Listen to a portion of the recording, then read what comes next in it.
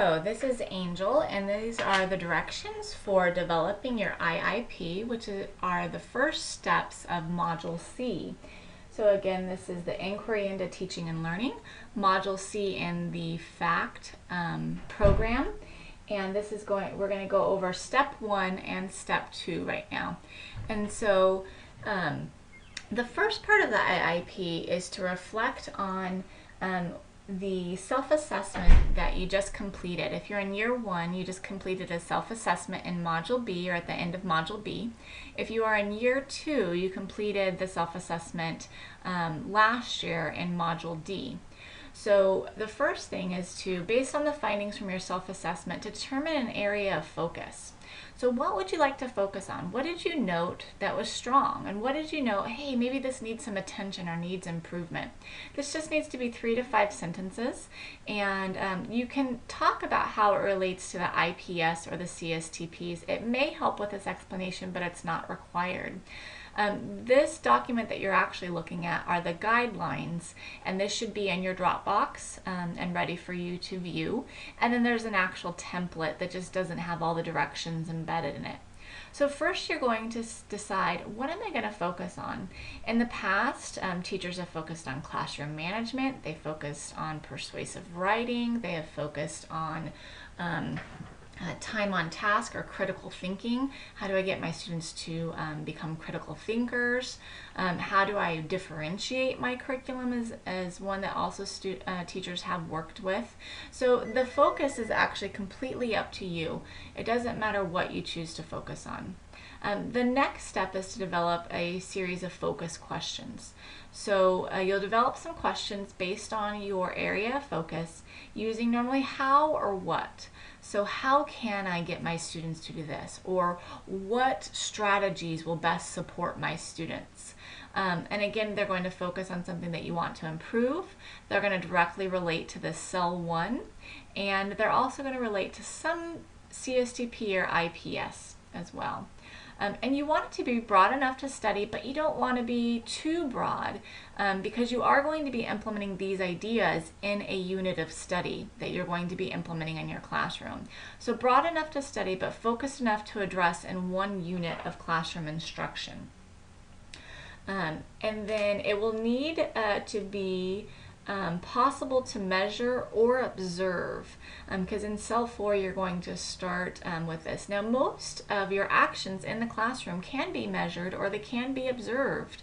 It's just sometimes developing an instrument to do that. For example, if you're working with classroom management, how do you measure classroom management?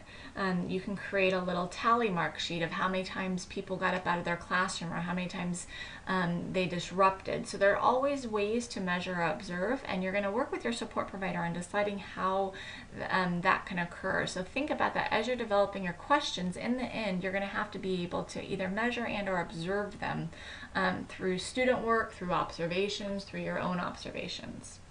And of course you can add questions as you move through. The action plan is like a living document that you can go back to, readjust, work with throughout the 2 to 3 month inquiry process. Here you're going to talk about what are some possible, oh, I skipped box number 3. Let me come back to box number 3.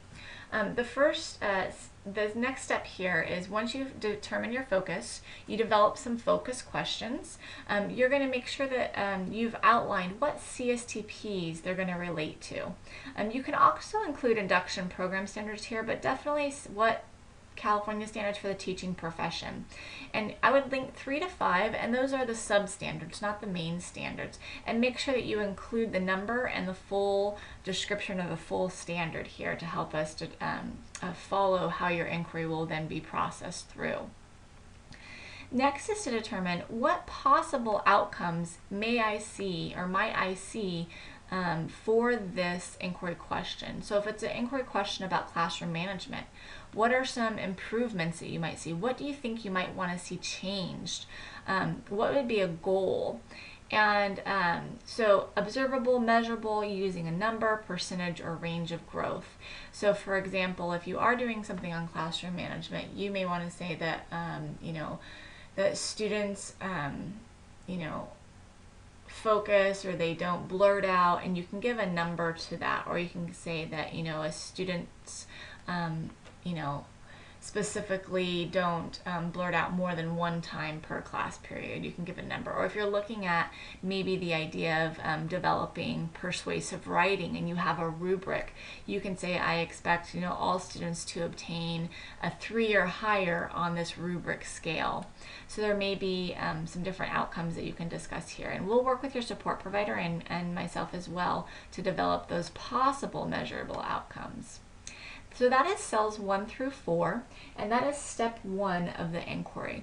After you've developed that and really worked with it with your support provider, you'll move on to your action plan. And your action plan will have at least 5 action steps. So you can see that there are 5 areas for you to write. You're going to date when you're going to actually do that research.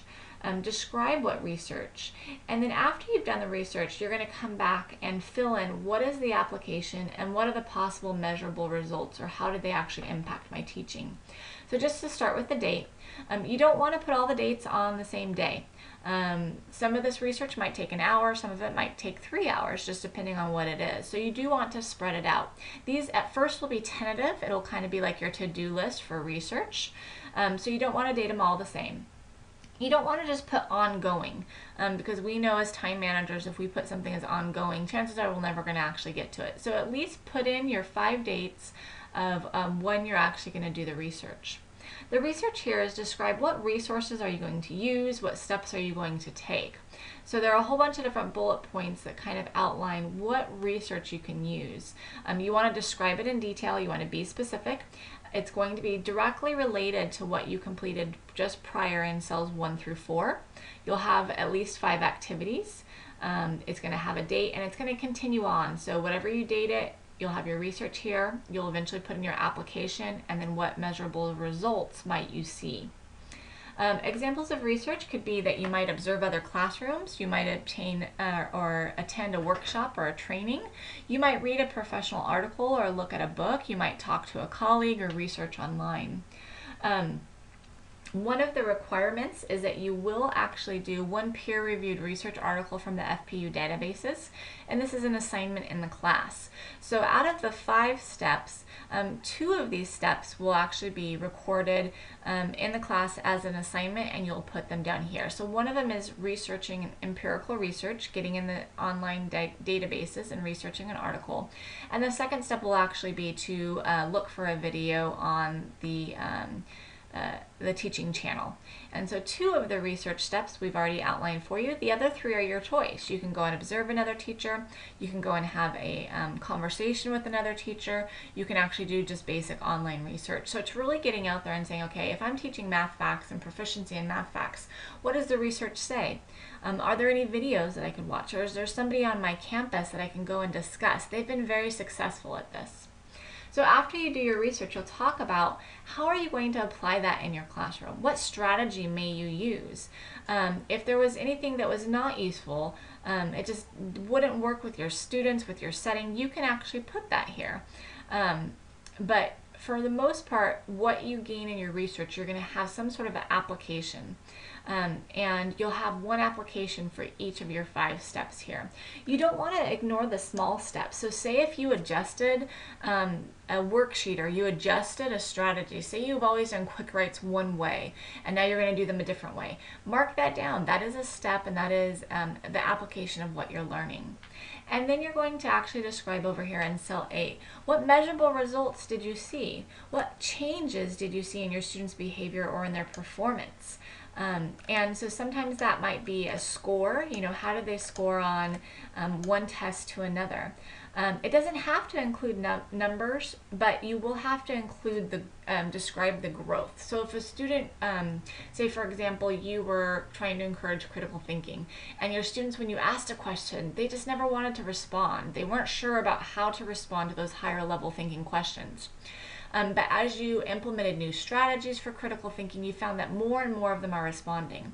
So you can describe that growth. You could also put a hardcore number on it and say, 50% responded prior to implementing this new strategy. But after I implemented this new strategy on critical thinking, I had 80% respond. So if you can put a number on it, great, but you can also describe it, which is more qualitative. And if something didn't work, maybe explain why you think it didn't work. So if you tried this new strategy for critical thinking questions and the students just didn't take to it, why maybe did it not work? Okay. So in the beginning, in steps 1 and 2 of Module C, you'll be working on cells 1 through 8. These 2 cells you'll be kind of filling in as you do your research, okay? So they're updated throughout the process. You'll come back to them, you'll add the application, you'll add the measurable results. So your first steps are developing 1 through 4, and then from 1 through 4 you're going to develop 5 and 6 of your action plan, and then you're actually going to do your research. We encourage you to do all of your research prior to fully developing your unit, which is the next step, which is step 3 of the Module C. So we encourage you to get cells 1 through 6 completed and start with, how am I going to apply this as you develop your unit? So again, this is the IIP. And this is describing steps 1 and steps 2 for Module C. Again, you'll be working with your support provider very closely on this whole process. But again, this is a topic of your choice. Where do you want to focus on in the next 2 to 3 months as you delve into the inquiry and you take a deep look at your teaching practices? If you have any questions, please let me know, and I'm looking forward to seeing all your IIPs.